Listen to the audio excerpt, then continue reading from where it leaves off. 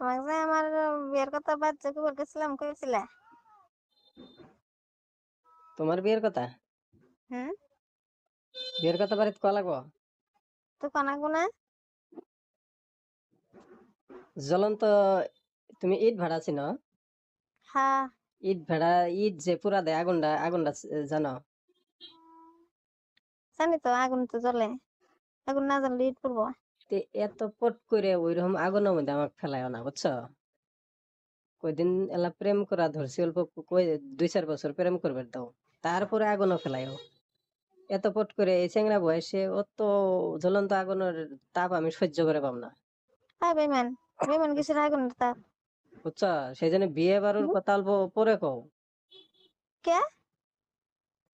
বুঝো না? আমি বুঝি না তো কিসের আগুন।